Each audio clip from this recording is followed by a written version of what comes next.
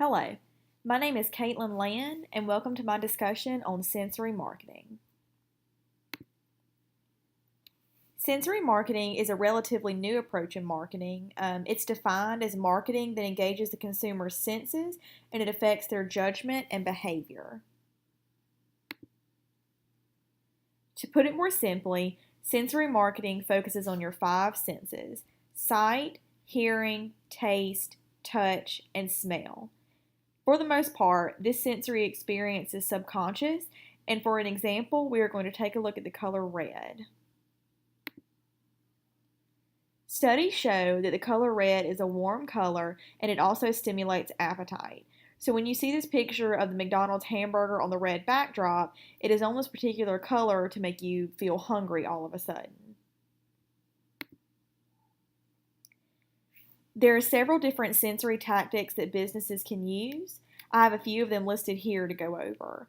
There is smell, where a business may light candles or spray perfume to make their business smell appealing to the customer.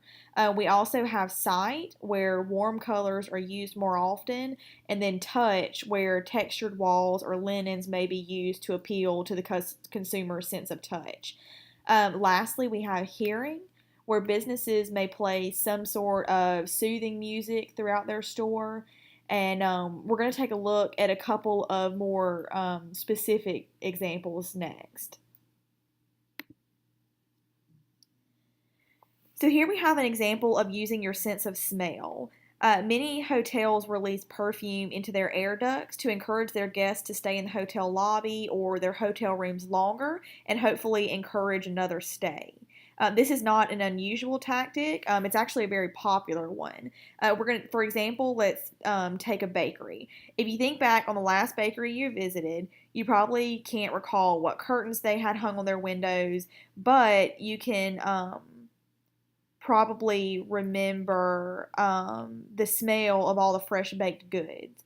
Although it's normal for a bakery to smell like this, the idea is that the next time you pass by that same bakery, your brain is going to recall that smell again, and it may encourage you to stop by for another visit. More and more companies have adopted this idea with the hopes that if you had a pleasant experience with them the first time, you'll be more inclined to visit them a second time. For my second example, I decided to use a spa. So the focus here is more on your sense of hearing. If you've ever visited a day spa or a nail salon before, you may have noticed music playing in the background. The music is usually soft and often does not contain words, but the idea is that the calming effect of music helps relax the customers and therefore helps them have a more enjoyable experience.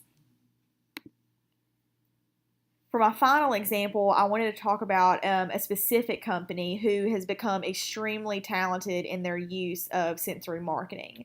Coca-Cola is the company I chose, and when you think of a cold Coca-Cola, what's the first thing that pops into your mind?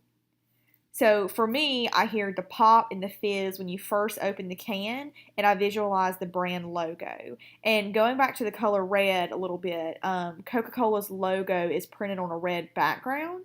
And this is due to the fact that some studies have shown that people tend to remember brand names that are printed on a bright colored background versus a black and white one.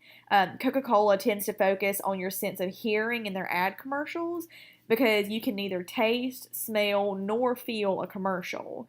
If you have ever seen one of their ads on TVs, you'll notice they place a great deal of emphasis on the sound a Coke makes when it's being poured. Like I mentioned earlier, that's the first thing that I think of when I think about a cold Coke.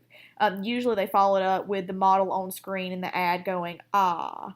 This focus on sound is so that the next time you hear one of those sounds, you will automatically think back to their brand.